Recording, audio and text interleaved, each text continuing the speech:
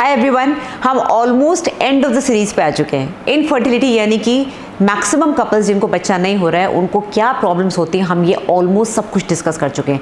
हमने idiopathic first video में हमने वो डिस्कस करा जिनको कुछ भी प्रॉब्लम नहीं है बट बहुत सारे मिथ्स हैं। सेकंड में हमने इंटरकोर्स प्रॉब्लम्स डिस्कस करी। थर्ड में हमने ओवुलेशन प्रॉब्लम डिस्कस करी लेडीज़ में। फोर्थ में हमने ट्यूबल प्रॉब्लम्स डिस्कस करी। फिफ्थ में यूट्रस के अंदर का एनवायरनमेंट और सिक्स्थ यानी कि पिछले वीडियो में हमने मेल्स में होने वाली प्रॉब्लम्स डिस्कस करी। अब हम आएंगे पहली बार अगर कोई कपल डॉक्टर के पास जाता है तो हम क्या क्या टेस्ट करते हैं। मैंने आपको पिछले वीडियो में बताया था, जो फर्स्ट वीडियो था, कि हम बहुत जल्दी सारे टेस्ट नहीं करते हैं। कुछ बेसिक टेस्टिंग, अगर पेशेंट को बहुत ज़्यादा एंजाइटी है, कपल को बहुत ज़्यादा एंजाइटी कि हमको बच्चा नहीं हो रहा और हमको लग रहा है कि नहीं अभी टाइम है, इनको इतनी जल्दी नहीं है, तो भी ये डॉक्टर के पास आ गए, तो हम कुछ बेसिक टेस्ट लिखते हैं जिसमें कि कंप्लीट ब्लड काउंट बहुत ज़रूरी है दोनों का।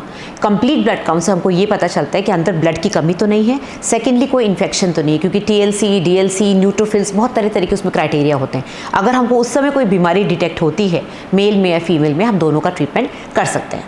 फिर आती है ब्लड शुगर। ब्लड शुगर दोनों का करना बहुत ज़रूरी है। क्यों? क्योंकि शुगर की प्रॉब्लम्स की वजह से मेल और फीमेल दोनों की एग एंड स्पर्म क्वालिटी पे फ़र्क पड़ता है और ओवुलेशन पे तो बहुत ज़्यादा फ़र्क पड़ता है। Thirdly blood group. Blood group पहले तो सिर्फ फीमेल का करते हैं, अगर फीमेल नेगेटिव आती है तो हम मेल का करते हैं। क्यों? ये मैं आपको कई बार बता चुकी हूँ। RH नेगेटिव प्रेगनेंसीज यानी कि जब माँ नेगेटिव है और हस्बैंड पॉजिटिव है, ऐसे में 50% बच्चे पॉजिटिव होते हैं, 50% नेगेटिव होते हैं। जो बच्चा पॉजिटिव है और माँ नेगेटिव है उसके अंदर जहर फैलने के चांसेस होते हैं और बच्चे की खराबी हो सकती है। तो ऐसे में अगर माँ पॉजिटिव आती है तो कोई दिक्कत नहीं है, माँ नेगेटिव आती है तो हस्बैंड का भी ब्लड ग्रुप करते हैं। ये 3 टेस्ट तो हम आते ही करते हैं। देन हम करते हैं हार्मोन टेस्टिंग। हार्मोन टेस्टिंग मैं फर्स्ट विजिट में ही कर लेती हूँ। क्यों? क्योंकि जिससे मुझे पता चल जाए कि कहीं कोई मेजर प्रॉब्लम तो नहीं है। कुछ नहीं है तो कोई दिक्कत ही नहीं है। अब उन हार्मोन में हम क्या क्या करते हैं? हार्मोन्स में हम सबसे पहले करते हैं थायराइड। थायराइड क्यों? क्योंकि थायराइड जो एक छोटा सा ग्लैंड यहाँ पर बैठा है, उसके अंदर जो हार्मोन्स निकलते हैं उसमें सबसे इंपॉर्टेंट होता है TSH। TSH इस हार्मोन से नहीं आता, इस ग्लैंड से नहीं आता, TSH आता है आपके ब्रेन से, लेकिन वो TSH यहाँ पर एक्ट करता है थायराइड ग्लैंड पे। अगर TSH की वैल्यू बॉडी में गड़बड़ है, ऊपर है, नीचे है, तो हम करते हैं T3 T4 जो कि आपके थायराइड ग्लैंड से निकलता है। ये तीनों हार्मोन्स आपके ओवुलेशन को कहीं ना कहीं गड़बड़ करते हैं और ये मेल्स में भी थायराइड की टेस्टिंग तब करते हैं जब उनका सीमेन एनालिसिस में गड़बड़ आता है। तो पहली बार जब ब्लड टेस्ट करते हैं तो CBC और ब्लड शुगर दोनों का करते हैं, ग्रुप डिपेंडिंग लेडी का नेगेटिव है या पॉजिटिव, और थायराइड भी लेडी का ही करते हैं। बाकी के हार्मोन टेस्टिंग में हम लेडी का ही करते हैं। उसमें क्या क्या है? प्रोलैक्टिन। थायराइड टेस्टिंग के साथ साथ प्रोलैक्टिन भी, क्योंकि वो ब्रेन से निकलता है और ईस्ट्रोजन और प्रोजेस्टेरॉन को ऊपर नीचे कर देता है। प्रोलैक्टिन हाई होता है तो ईस्ट्रोजन लो चला जाता है। इस वजह से ओवुलेशन और एंडोमेट्रियल रिसेप्टिविटी में प्रॉब्लम्स आती हैं। तो थायराइड, प्रोलैक्टिन और AMH anti mullerian hormone. Anti mullerian hormone आपको पता होगा, मैं कई बार डिस्कस कर चुकी हूँ, बहुत सारे डॉक्टर्स भी आपको बताते होंगे कि ये बताता है कि आपकी ओवरी में कितना रिजर्व है, कितने एग्स बन रहे हैं। तो ये एक हार्मोन है जो कि आपकी ओवरी से सिक्रीट होता है और आपकी ओवरी के रिजर्व को बताता है कि उसके अंदर कितनी ताकत बाकी है, कितने साल और काम करेगी, कितने दिन और काम करेगी। PCOD के पेशेंट्स में इतनी सारी फॉलिकल्स बनते हैं कि AMH बहुत हाई होता है, 6 के ऊपर होता है। और जो लो ओवेरियन रिजर्व के लोग हैं जिनको हम IVF की तरफ रेफर करते हैं, उनका लेस देन 1 AMH होता है। ठीक है, तो एंटी मुलेरिन हार्मोन AMH करना जरूरी है। अगर इन सब में कुछ प्रॉब्लम आती है तो हम FSH, LH ये सारे टेस्ट भी कर सकते हैं। ईस्ट्रोजन की हमें इतनी ज़रूरत नहीं होती शुरुआती तौर में, अनलेस कि हम आपको ओवुलेशन इंडक्शन दे रहे हैं, ट्रीटमेंट दे रहे हैं, IVF की तरफ लेके जा रहे हैं, IUI की तरफ लेके जा रहे हैं, तब हम ईस्ट्रोजन और प्रोजेस्टेरॉन को एस्टिमेट करते हैं, देखने के लिए अंदर बॉडी के अंदर लेवल सही चल रहा है कि नहीं। इन ब्लड टेस्ट के अलावा लेडीज़ में मैं सोनोग्राफी जरूर करती हूँ। सोनोग्राफी इसलिए क्योंकि कुछ बेसिक इमेजिंग में प्रॉब्लम दिख गई, हमको दिख गया कि यूट्रस के अंदर गांठ है या फिर ट्यूब्स सूजी हुई हैं, ट्यूब्स के अंदर पानी भरा हुआ है, कुछ ना कुछ अगर हमको प्रॉब्लम डिटेक्ट हो गई तो हम ऐसे में ट्रीटमेंट कर सकते हैं। तो बेसिकली आपके बेसिक ब्लड टेस्ट, आपके हार्मोन टेस्ट और आपकी एक सोनोग्राफी लेडी की बहुत ज़रूरी है जब आप पहली बार डॉक्टर के पास आते हैं। अपार्ट फ्रॉम दिस कुछ इन्फेक्शन टेस्टिंग भी होती है जो कि मैं रूटीनली सबकी नहीं करती हूँ। मुझे लगता है 2-3 साल हो गए शादी की या फिर कोई हिस्ट्री देती हैं रिकरेंट इन्फेक्शन की, तो फिर मैं उनका पैप स्मीयर लेती हूँ, यानी कि सर्विक्स के ऊपर से जो हम स्मीयर लेते हैं, क्योंकि हमारे इंडिया में पैप स्मीयर बहुत कम लोग करते हैं और रूटीन कोई बना ही नहीं है। पेशेंट्स को हर 3 साल पे कराना चाहिए बट यहाँ पर कोई आता नहीं है। तो जब पेशेंट आती है तो pap smear, high vaginal swab अगर मुझे लगता है कि भाई इन्फेक्शन के चांसेस हैं, साथ में कुछ ब्लड टेस्ट जैसे VDRL जो कि सिफिलिस को डिटेक्ट करता है, HIV, HbA1c जो कि हेपेटाइटिस बी को डिटेक्ट करता है, क्योंकि अगर ये लेडी कभी प्रेग्नेंट होती है, हम इसको ट्रीटमेंट देते हैं और इसको ये प्रॉब्लम है, तो ये सारी डिजीजेज इसके बच्चे को हो सकती हैं। और ये सारी जांचें प्रेगनेंसी के समय भी होती हैं, इसीलिए करते हैं कि कहीं बच्चे को ना हो जाए प्रॉब्लम। तो जब आप हमारे पास आते हैं इनफर्टिलिटी लेकर, कंसीव करने के लिए आते हैं, तो हम आपकी ये टेस्टिंग भी करते हैं। साथ में हेपेटाइटिस सी यानी कि HCV, ये सारी वो बुकिंग टेस्ट है जो आपकी प्रेगनेंसी में भी होते हैं। ये हो गए बेसिक टेस्ट लेडीज़ के।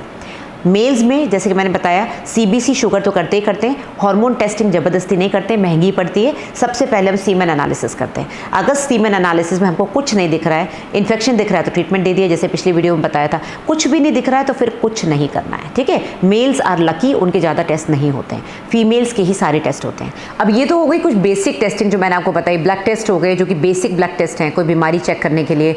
हार्मोन टेस्टिंग हो गई, कुछ इन्फेक्शन टेस्टिंग हो गई, साथ में सोनोग्राफी हो गई।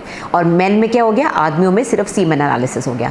स्पेशल टेस्टिंग में जब इन प्रॉब्लम्स को हम देखते हैं, इसमें कुछ डिटेक्ट होता है, तो हम क्या करते हैं। मेल्स में अगर सीमेन में प्रॉब्लम आती है, CBC शुगर तो हमने डिस्कस कर लिया, सीमेन में प्रॉब्लम आती है तो हम उनकी कैरियोटाइपिंग कर सकते हैं। हमको लगता है कुछ जेनेटिक प्रॉब्लम है तो फिर बकल स्मीयर लेते हैं, कैरियोटाइपिंग करके देखते हैं क्रोमोसोम्स में दिक्कत तो नहीं है, सारे XY क्रोमोसोम्स और बाकी सारे जो ऑटोसोमल 22 पेयर्स ऑफ क्रोमोसोम्स है वो सही हैं कि नहीं।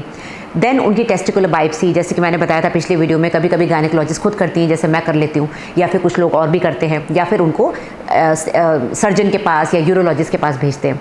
अपार्ट फ्रॉम दिस उनकी भी हार्मोन टेस्टिंग होती है। अगर मान लो हमको दिक्कत दिख रही है तो हम सीरम टेस्टोस्टेरोन करेंगे। हम मेल्स का भी FSH LH करते हैं, क्योंकि उनके अंदर भी ब्रेन से वही हार्मोन आता है, वही हार्मोन उनके टेस्टिस पे जाता है। जो हार्मोन लेडीज़ में FSH LH सीधे ओवरी पे जाता है, FSH LH मेल्स में टेस्टिस पे एक्ट करता है। तो FSH LH, थायराइड, प्रोलैक्टिन, उनके भी वही निकलता है हार्मोन, साथ में टेस्टोस्टेरोन। ईस्ट्रोजन प्रोजेस्टेरोन का मेल्स में कोई रोल नहीं है। तो ये कुछ टेस्टिंग है। अपार्ट फ्रॉम दिस सोनोग्राफी भी करते हैं मेल्स की, वैरिकोसील देखने के लिए हम डॉपलर्स करते हैं। ये सारी टेस्ट हम मेल्स में करते हैं और उनको आगे रेफर करते हैं। फीमेल्स की बात करें तो अगर हमको लग रहा है ट्यूबल प्रॉब्लम है या फिर इन्फेक्शन डिटेक्ट हुआ है, जैसे फॉर एग्जांपल HVS करा हमने, या फिर VDRL करा, या फिर हमने TB टेस्ट करा। पहले के टाइम पे जब मैं प्रैक्टिस कर रही थी, जब मैंने जस्ट स्टार्ट करी थी प्रैक्टिस, उन दिनों हमारी कंट्री में TB बहुत कॉमन था और यूट्रस के अंदर TB बहुत कॉमन है, स्पेशली उन लोगों को जो बहुत छोटे छोटे घरों में पास रहते हैं, क्योंकि वहाँ पर TB का बैक्टीरिया बहुत जल्दी ग्रो करता है। तो अभी भी अगर कभी भी हमको ट्यूबल ब्लॉकेज दिखता है तो हम TB का टेस्ट जरूर करते हैं। तो आगे की जो टेस्टिंग होती है, आप अभी तक हमने सिर्फ ब्लड टेस्ट करा, सोनोग्राफी करी और इन्फेक्शन टेस्टिंग करी, हार्मोन टेस्टिंग करी। उसके बाद भी अगर पेशेंट कंसीव नहीं करता है और उसको हो गए 3-4 साल शादी के और हमको लग रहा है कि इसको कोई इन्फेक्शन है, तो हम उसकी ट्यूब टेस्टिंग करते हैं। अब ट्यूब टेस्टिंग है, सबसे पहले आपके दिमाग में क्या आएगा, HSG, हिस्ट्रोसाल्पिंगोग्राफी। मैंने पिछली बार भी बताया था ट्यूबल प्रॉब्लम्स में हिस्ट्रोसाल्पिंगोग्राफी में अंदर से एक मशीन फिट करके, एक इंस्ट्रूमेंट फिट करके अंदर दवाई डालते हैं जो कि वाइट कलर की दिखती है और पूरी ट्यूब हमको दिख जाती है। अगर इसमें ब्लॉकेज आती है तो हम करते हैं लैप्रोस्कोपी।